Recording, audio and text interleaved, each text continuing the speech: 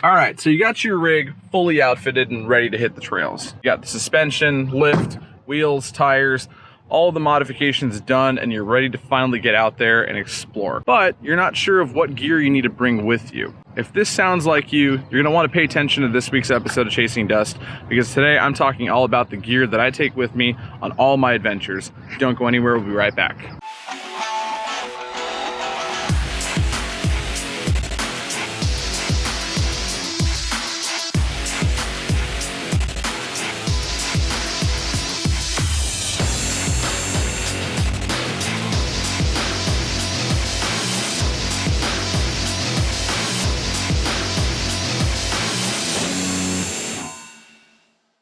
Hey guys, Matt McAdam here, your host of Chasing Dust, only on Driving Line. And on this week's episode, we're going to be talking about the gear list that I take with me on all my adventures, whether it's the desert, the forest, or just going out for a weekend of camping somewhere locally. This is the stuff that I take with me on every trip that I go, and I want to share with you guys what that list consists of and why I have the things in there that I actually do have. And we are inching our way towards summertime, and of course that means more adventures, more places to go and see. The weather's getting a lot better, so we can head up to the mountains now. A lot of the snow has melted, and I really can't wait to get out there and see some new places I haven't been to before, even outside of California. I've got 3 rigs that I take with me on different adventures, depending on what I'm doing. I've got the Ford Ranger here behind me. You guys have seen this on all the episodes in the last couple of months now. I've also got the 91 Toyota pickup, which is still under construction, but I will have an update for you guys on that rig pretty soon. It's coming along nicely, so I'm going to show you guys all I've been up to on that rig. And then of course the camper van that I've been building for the last year or so, which is also coming along. I'm just getting started on the interior now, and as soon as that's done, she's ready to hit the trails and get out there and see some cool stuff and be able to camp inside of it nice and comfortably. So I'm personally super excited about that rig. But the beauty of this gear list that I'm going to talk about today is that it can be transferred to any 3 of my rigs. If you have more than one rig like I do, you can move this stuff from one to the next, no problem, for the most part. And you'll be able to use this stuff effectively on any adventure that you want to go on, whether it's just a day trip, or if it's a camping trip for the weekend with the family, or if it's a week-long or 2-week-long excursion, you know, maybe an overlanding trip that you want to do. You want to be fully self-sufficient, have everything you need in case something goes wrong, or in case you have to take care of something like a trail fix. I'm going to go over all that stuff with you here today. Now, of course, every rig is different with different dimensions, different places to store things. So in the interest of keeping this video short, I'm not going to go over any of the organization of where I put this stuff, or how it fits in my rig. For this Ranger, I do have a decked bed storage system, and that's where I keep all my gear inside the bed of this truck. But you might have an SUV, or you might have a truck that doesn't have a deck system like this. And if that's the case, you'll have to figure out where exactly you want to put all this stuff. But for now, I'm just going to show you guys what I've got in the back over here and what else I carry with me inside the actual cab of the truck. But without any further ado, I'm going to turn this camera around and show you guys exactly what I take with me on all these adventures. Now, once again, this is my 2020 Ford Ranger. It's the Pro Runner conversion kit from APG with carbon fiber, long travel, 35-inch tires. The whole deal. You guys have seen this truck. I'm not going to go into detail about it. But what I'm talking about is what's in these drawers here, this deck system. Of course, this is just what I carry my stuff in. Your system might be different. Your organization might be different depending on what room you have in your vehicle. But I'm just going to go through what I got in these 2 drawers here and a couple other things that I've got inside the cab. So first things first, let's go through these drawers. Now, these drawers are kind of just packed the way that I take them when I go on trips. Sometimes I'll put some of this stuff on top, or I'll take them and put them inside the cab. And I have about 250 pounds of gear inside the bed of this truck, including the spare tire right there, which I'll get to in a minute. This list that I'm going to go down is not in any specific order. It's just kind of in the order that I'm going to talk about this stuff as I grab it and pull it out of the box for you guys to show you what exactly it is that I've got in here, and why it's important to have with you on the trail. All right, well, there you have it. There's everything that's in my box, literally just laid out on my tailgate here. It all fits right on the tailgate of this truck, so you can see it's not a ton of gear, but it is a lot of really important, critical things that I take with me. And I just want to make it clear that this is not a comprehensive list. If I'm going to be doing something that's a little bit different from my normal wheeling trip, let's say if it's going to be for snow wheeling, or I'm going to be going out and camping somewhere for like 2-3 weeks and I need to bring extra food and camping gear with me, that's all separate from what I'm talking about today. This is really just the core base gear list that I take with me on every adventure. It just always sits inside the truck. I never take this stuff out, really. It just kind of stays there all the time. And this is what I take with me on all these trips. So I'm going to start with the right side of the tailgate here. First of all, I've got all my tools. Now, you can see here, these are organized in 3 different tool rolls, and then there's an extra bag here. And if you guys have watched this series, you've seen the episode that I did on these tool bags. These are from Step22 Gear. This is the Pangolin tool roll. I happen to have 3 of them full of tools, everything that I need to fix anything on this truck, my Toyota, and my van. And then of course this supplemental bag here for all the larger, bulkier items that don't fit inside the tool roll. I've got like torque wrenches and hammers and a few other bigger items in here, as well as some of the consumables like you know, fuses and wiring stuff, and some glue and tape and things like that, and zip ties. Of course, you got to have a lot of zip ties, all in that blue bag there. I'm not going to go through these bags because I already made a video about this. So if you guys want to see what I carry with me in my tool set, just click the link in the top right corner of the video right here, and you'll see exactly what is inside these bags. But having tools with you on the trail is always a necessity. You never know when something's going to break. Maybe somebody in your group is going to have an issue that you can help them with. I have used these tools many times in the last 4 months or so, both on my own rigs and other people's rigs. So very important to carry with you these tools, and you can see what I take with me in that video that I referenced, so that you have an idea of what you should be bringing with you. Moving along here, I've got my recovery strap. Now this is from ARB. This is a snatch strap. I forget what this one's load rating is. I think it's about 20,000 pounds. I believe it's a 30-foot strap. It's a 2-inch wide. So it's maybe a 2.5. It's a really good strap. I've actually had this thing for a couple of years, and before this I had the 3-inch strap for, I think it was rated at 30,000 pounds. And this strap has pulled myself and my friends out of a lot of sticky situations. But this isn't just your normal run-of-the-mill toe strap. This is a snatch strap.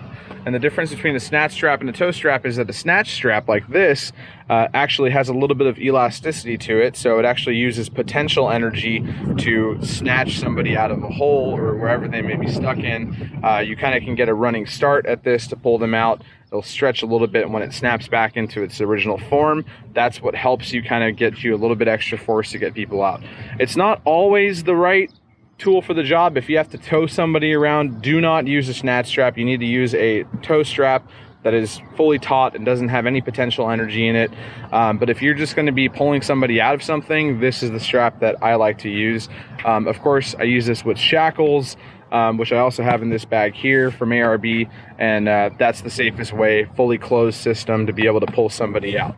So that's for the recovery portion of it. Of course, I also do have a winch in this truck. I've got a worn 8,000 pound winch in the front of it as well, which I use in case I can't get a running start to pull somebody out.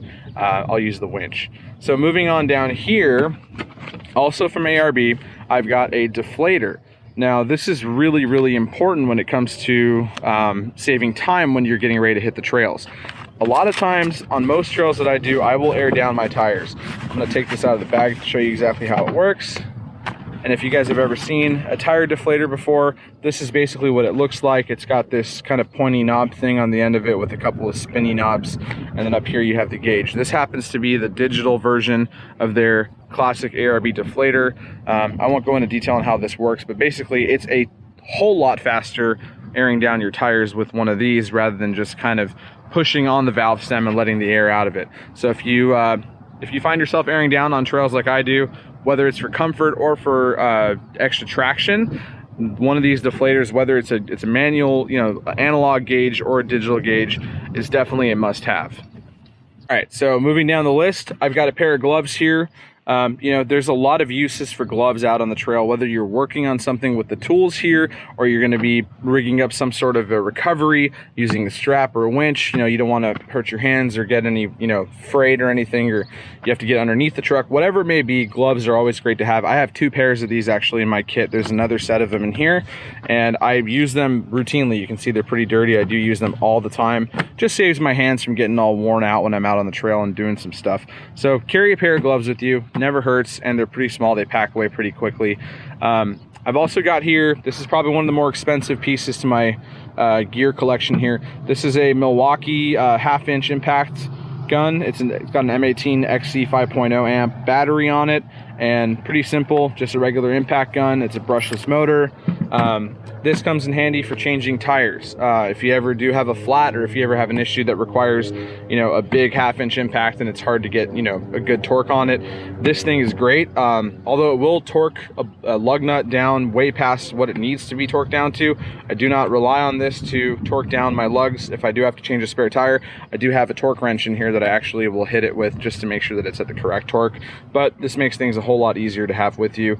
Of course, you want to make sure you have the right sockets inside your tool setup, and if you have a lug key, you want to carry that with you. My rig does not have a lug key. Probably shouldn't say that on the internet. Don't steal my wheels. I really like them. Moving down the list from here, I've got probably one of the most important pieces to your gear set when it comes to medical supplies, just your standard first aid kit. This is from Ready America. It's a 77 piece. Luckily, I've never had to use this, which is pretty incredible if you ask me, because I've been on a lot of trips and I haven't really hurt myself yet, or nobody on my trips have been hurt. But it does have your basic stuff in it. It's got band-aids, it's got gauze, it's got your some burn ointment, some dressing if you have to dress a wound, just the basic stuff. There's nothing really in here that's going to take care of a major emergency, but if you have someone who just kind of nicked themselves or maybe scraped a knee, or if you have kids that, we know kids are always constantly getting hurt, this is great to have with you. I will say one thing I want to add to my list in addition to this when it comes to medical supplies is a tourniquet, and even possibly a full trauma kit, because you never know when things are going to happen, and having a tourniquet to be able to cut off any kind of somebody getting hurt and possibly bleeding out is important. I obviously don't like to think about that stuff very often, but you know what? It's a reality for the world that we live in and the hobby that we have. People get hurt, so it's good to have that on you. I was, recommended to carry a tourniquet by a couple of friends of mine who've had problems like that on the trail, and they really wish they had one when they needed it, and they went out and got one. So I'm going to be buying one of those soon to add to this kit here. Moving on, past the first aid kit, is going to be equally as important is a fire extinguisher. I know that a lot of you guys don't carry these things with you, and I started carrying one a couple of years ago when I witnessed a fire on the trail due to some electrical that had actually caught a wire on fire, and then subsequently caught someone's inner fender liner on fire. I just started smelling smoke on the trail, and sure enough, somebody's rig was literally on fire. And luckily somebody in our group had one. I didn't have one at the time, and I just remember thinking to myself, wow, how unprepared of me to not have a fire extinguisher with me on all these trips, because you just never know when something might happen. If you have shoddy wiring or something, this is definitely going to help put that out. Of course, this isn't a huge bottle. It's a 2.5 pound, bottle. It's a dry chemical fire extinguisher. This one's from H3R Performance. I am going to eventually mount this hard mounted somewhere on the truck, because I don't like the fact that it just kind of sits in the back here. But regardless, carry one of these with you, at least a fire extinguisher of some sort. If you can fit a bigger one, better. But you just never know when these emergencies are going to happen. You have to put one out. It could be the difference between driving home with a little bit of burned paint or actually going home with a completely burned down truck. I've got some ratchet straps. As you can see here, I got a couple of them here. I have a few more inside the truck, but I didn't need to bring them all out to show you.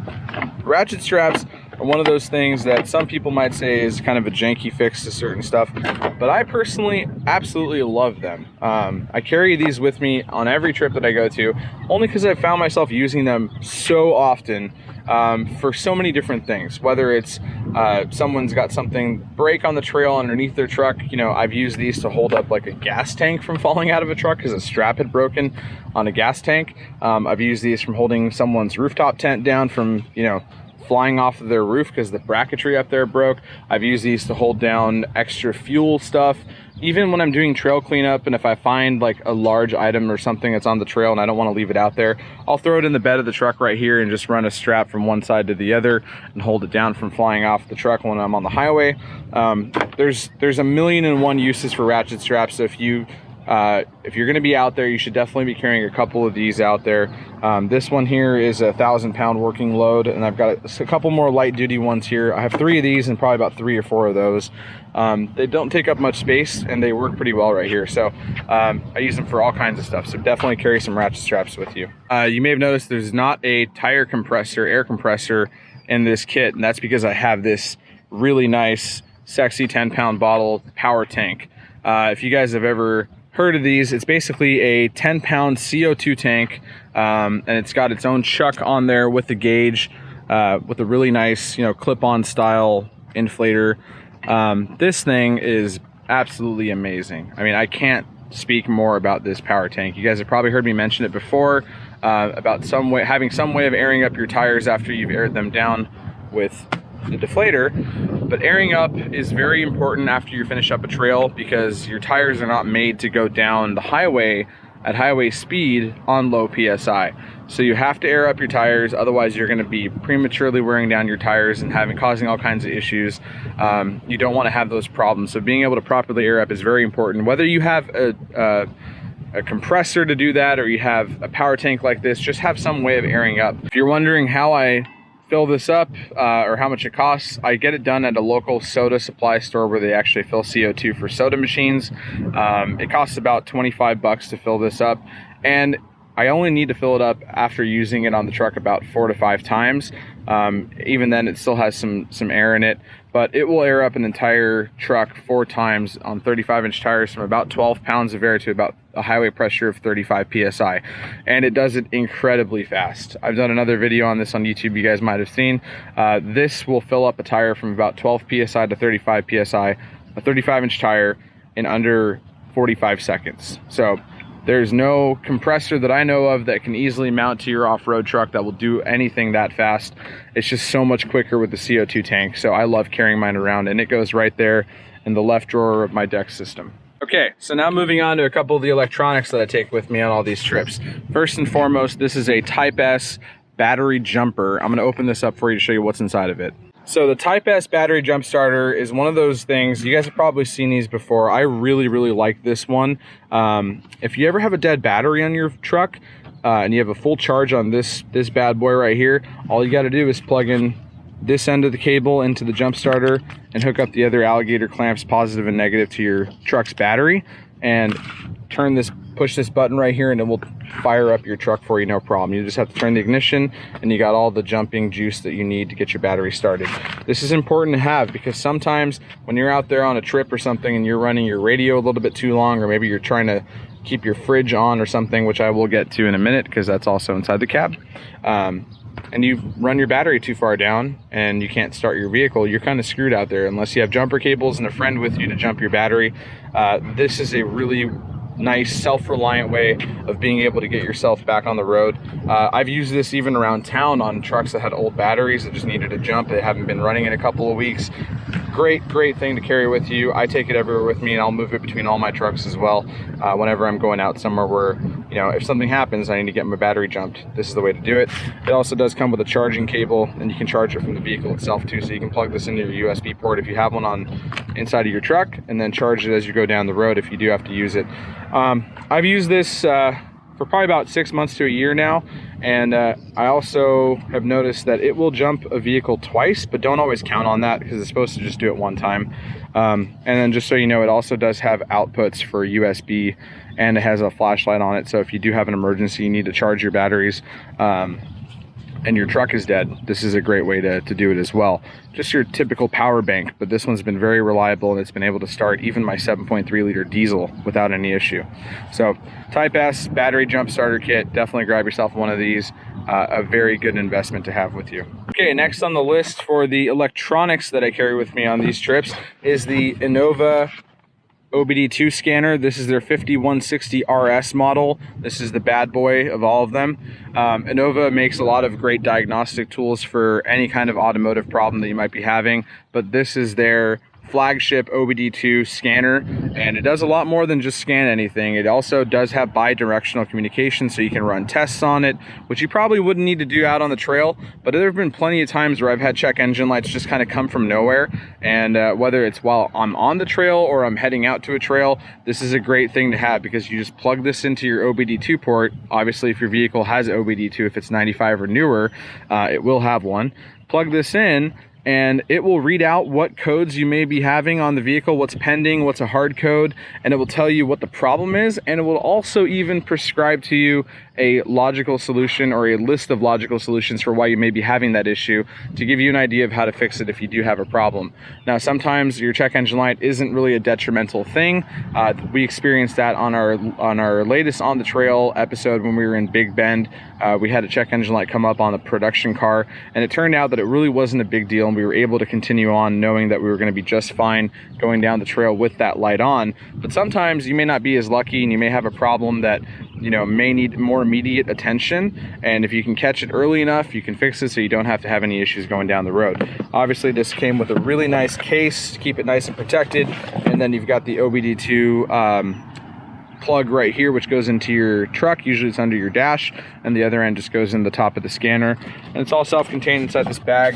So get yourself one of these Innova OBD2 scanners. If you do have an OBD2 truck, definitely want to carry one with you in case you have a check engine light or anything else goes on with your vehicle. Another thing I want to talk about that I carry with me on all these trails is these radios here. I've got 2 of them. These are just some cheap ones from Baofeng. You guys may have seen these before. This isn't quite the cheapest one they make. I think these were about 50 bucks, but you can get their cheaper ones for about 35 or 30 bucks. This is a dual band transceiver, so it transmits and receives. It runs on mostly like 2-meter ham, but also has other frequency bands that it will run on as well. I find these incredibly useful when you're on the trail. If you don't already have an vehicle radio, like a ham radio or a race radio, I carry these with me, although I do have a radio inside my truck, because you never know when somebody else doesn't have one, and they need to go maybe walk down a trail to find something they dropped, or maybe we need to split up and they don't have a radio. I'll just hand one of these to a buddy and they'll take it, and I can talk to them from the radio inside. I've got 2 of them in here. I try to keep them charged before I go on any trip. They both came with chargers, and these again are dual band, so I can run, you know, our own frequency that we run on the trails, as well as like maybe an emergency frequency or you know, weatherman or something like that, to be able to listen in case somebody else out there, wherever we are, is having an issue and they want to reach out and see if anybody else is there. They don't know the channel that you're on. You can put it on the dual band, and you can monitor both the frequency that you're listening to with your friends, as well as the emergency frequency for whatever area you're in. Please be very cautious using these, because I do believe that sometimes these radios do have the ability to get on emergency channels which are not legal for you to transmit on. You're able to listen in on them if it's like a fire department or local emergency services radio channel, but it is unlawful for you to transmit on those. So you just need to be careful and make sure that you're not walking on other people's channels, because a lot of times they are used for very important things. So I carry 2 of the radios with me with the chargers inside the truck, and if I need to charge them, I'll just plug them in. They will last right around, I don't know, 6 to 8 hours of being on and used. I just used them last weekend on the Mojave Road, and we did 3 days of wheeling with these, and they didn't die. So obviously that doesn't mean talking on them the whole time. You're not going to carry on long conversations, but they're really useful for when you need to talk to a friend who doesn't have a radio inside their vehicle. You can just hand them one of those. Arguably one of the most important pieces of gear that I take with me on any adventure is my spare tire. This is a full-size spare. I run 35-inch Nitto Ridge grapplers. This is a 35 1250 17 tire, and it obviously is the same matching wheel and tire that I run on the truck. But guys, I really can't stress to you how important it is to carry a full-size spare with you. You just never know when things are going to happen, and having a full-size spare is something that you always want to carry in case you have a puncture or a flat or slice through a tire, whatever it may be. If you're doing some pretty crazy rock crawling, it can happen, and you don't want to rely on the stock spare that your vehicle came with, because a lot of times if you have an issue on the rear axle of the truck or the drive axle of your truck, running a stock spare alongside a big 35 like this, if you have a 35 here and a stock spare on the other side, you're gonna really eat through your spider gears doing that. So you don't want to have 2 different oddball sized tires on your truck, and having a full-size spare is very easy to just swap onto. Of course, with the tools that I have here, you know, with this and then the jack that I have in the truck, makes it very easy to swap a spare tire in, no problem. So carry a spare with you. Have a good place to mount it. I have this this Y strap from Speed Strap, and it mounts to the top of my deck system, and this thing is solid. It does not move no matter how fast I'm going or how rough the terrain is. And if I ever need it, it's just as easy as popping this strap open and taking it down and swapping it out for another tire. But I will say, I've got Ridge grapplers, and if you guys know anything about these tires, you know that they are pretty damn indestructible. I've had these on all 3 of my rigs, never had an issue with them before. These that I have on the truck here have roughly about 30,000 miles on them, and you can see just how much tread is left on these tires. All different kinds of wheeling, whether it's desert, mountains, you know, forest trails, snow, rock crawling. I've done it all with these ridge grapplers, and they've held up beautifully. You can see that the tread is still nice and uniform. There's no feathering, there's no cupping, there's no problem with these tires. Of course, if you have the right pressure in them at the right time, they will do wonders for you out there on the trail, no matter what adventure it is that you're heading out for. Last but not least, I'm going to show you guys a piece of gear that I take with me on all these adventures. This is the Blizzard box, also from Type S. You can see here, powered by Type S, and it is a fridge freezer that is portable. You guys may have seen other versions of this out there, but honestly, after having used some of the more expensive models, I got to tell you, I really like this Blizzard box more than any of them. This is a 40 quart model, and I'll tell you why I really like it. First of all, it's one of the fastest fridges I've ever had. It will cool down from ambient temperature of, like, you know, right now it's about 75 degrees outside, down to, you know, in the 30s within just like half an hour. It'll cool it down, and it stays cool all weekend. I have it plugged into my inverter right here inside the middle of the truck over there. Really easy, you know, once it's running and you're not opening the door constantly, it stays cool. Even if you need to unplug it overnight to make sure your battery doesn't die, I'll wake up the next morning and it may have jumped to maybe 45 degrees. And I'll show you kind of some of the features that I love about this one. First of all, it's got a dual handle design to it, so you can open it up from this end, or you can open it up from that end, or you can take the whole top of it off to easily get stuff in there. I carry the power cord inside of it when I'm not using it. You can see here it's got two different levels, the smaller section here and then the larger section right over there, and they're divided up. You can take your baskets out of there and clean it up really nicely if you have a spill or something, which I've definitely had before. Obviously, where I put this fridge is just kind of in the back seat. Not really ideal for how I want to mount this eventually. I've been thinking about doing a rear seat delete because nobody ever sits back here when I'm out on the trail. And having this on a flat surface is definitely a better option than just having it sitting here on the seat and taking up most of the back seat space. But regardless, this is about gear. So this fridge is phenomenal. It's also got a USB plug right here. It's behind this little rubber grommet. You guys may have seen Lauren Healy actually put one of these in the back of his Ranger out in Moab, and I think he must have jumped that thing 30 feet, and it held up to the jump. It was in the back of his truck, and you know, I've seen videos of this thing being put to some serious abuse that you wouldn't normally put a fridge through, and it's held up just fine. I've had mine for over a year now, and I've used it in all different kinds of situations, from blistering summer heat to really, you know, cold weather, and it just handles everything without any problem. So this is probably going to be the last fridge that I buy, because I just love it so much. And you can get them at Costco now, so that's pretty great that you don't have to like order it online from somewhere. You can actually walk into a Costco if they have them in stock and just walk out with one. And they're really conservatively priced for what they are. So compared to some of the more expensive name brands out there, I'm really impressed with the Blizzard box. That about does it for my gear list, you guys. And of course, like I said, this is a very bare necessities list that I carry with me. Of course, you may have different needs. You may have different trails that you want to do that require different types of things, but at the very minimum, this is basically what I carry with me. And I just wanted to give you guys an idea of what I take in case you're just kind of completely lost on what you need to bring with you out on the trail. You might want to reference this list when you're putting together your own list of things to buy or things to pack inside of a truck. This stuff over here doesn't cost a ton of money. It's actually pretty conservatively priced for what it is and how useful it's been for me in the past. And definitely I haven't had any issues with this stuff so far. I try to buy high quality components that aren't going to break on me, because if it's not reliable, what's the use of taking it out somewhere where you don't have an option B to be able to take care of an issue, whether it's a medical problem or if it's a mechanical problem or you need to tow somebody out, or just having some of the creature comforts like having a fridge or some radios to talk to people while you're on the trail. If you guys have any questions about any of the stuff that I went over today, please drop it in the comments below. And if you have maybe an item of gear that I don't carry with me and you guys want to talk about it or share it with me, I'm happy to read all about it. I mean, I haven't come up with this list on my own. I came up with this list by seeing what other people carry with them on trails over the last 10 years or so, and this is how I landed at all this stuff here. So if you have a good recommendation, something I should bring with me, maybe you have a cool story about how a piece of gear saved your weekend, please tell me about it. I'd love to read about it and see if maybe it's something I want to add to my list. I want to thank Nitto and Driving Line for having Chasing Dust on their channel. I really like making these videos for you guys, and I want to thank you guys for watching, the viewers, you guys out there. You fuel this passion of mine, so thanks for being always there and supporting and watching this show.